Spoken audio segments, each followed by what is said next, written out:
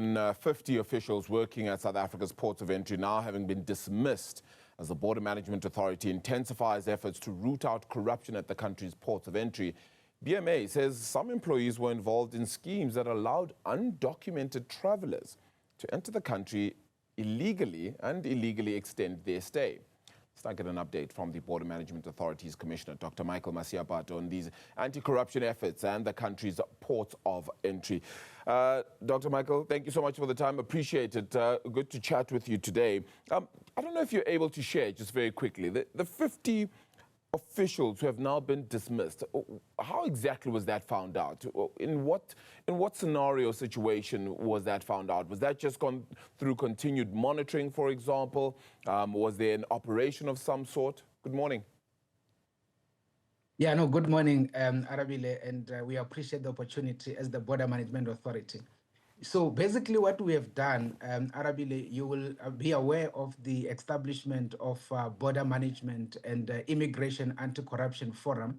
So this is the forum that has fairly been established under the leadership of the Special Investigating Unit.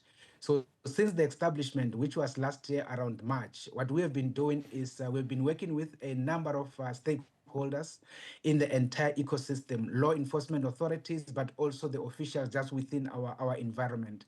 The other thing that we've also created was an anonymous number that we call Operation Itibise, where people are able to report, individuals that are within our system that are doing corrupt activity. So all of these things put together had actually been assisting us to identify some of the officials within our environment that has fairly been doing nefarious activities.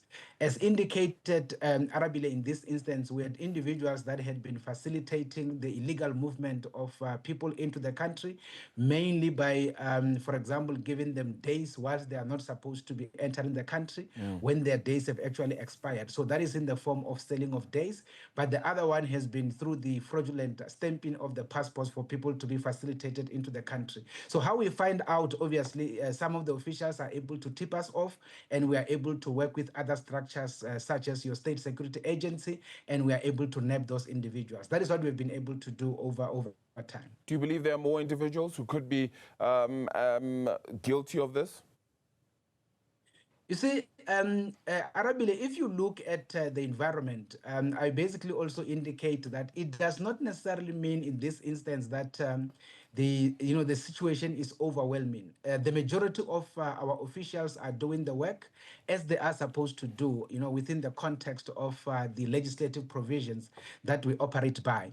So on that basis, there are still, I would say, few, individuals that continue to do these nefarious activities.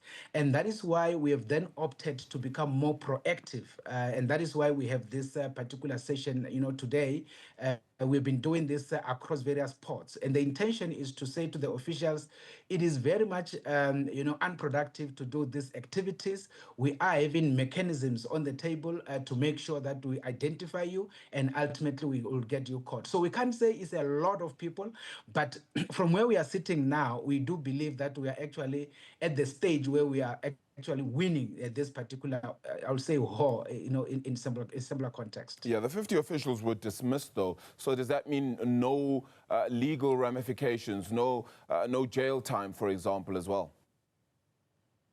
Yeah, so in this instance, Arabile, we can confirm that among those that are dismissed, there are those that are also facing the process that is being, undertaken by the Hawks. And in this instance, we are talking about those that had been found to have conducted fraudulent activities.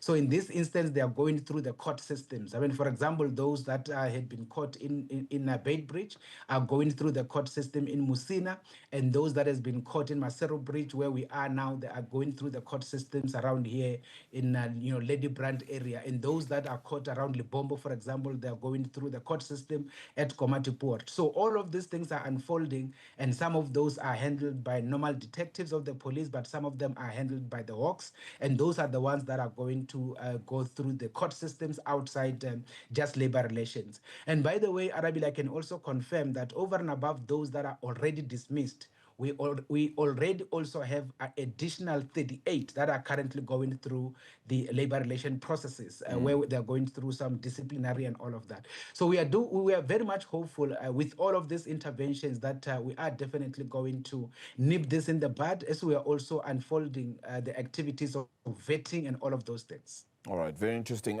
Has the effectiveness of body cameras helped in all of this? Yeah, yes, indeed. Arabile, they have been very much, helpful. However, we have not necessarily nabbed anybody on the basis of the body cams. I think the body cam in this instance serves as a deterrent. So no one has actually been nabbed by doing any nefarious activity whilst having the body cam on them, and that is on the basis that they are aware that should they attempt anything of that basis, they are actually under observation. The only challenge, as you will know, Arabile, we don't have enough of those, and of course we are to procure more when we get some more of resources, so that we can have the entire ecosystem. One thing that we can assure the South Africans is that yes, the body cam serves as a very big deterrent, but in this instance, we have not nabbed anybody using the body cam, because they are aware that when they do the work with the body cam as the frontliners, they are under observation, and therefore, should they actually start engaging on any kind of nefarious activity, they will definitely be caught. So we do believe that when we get more of those, we will have more of them serving as a deterrent, and therefore not these activities unfolding.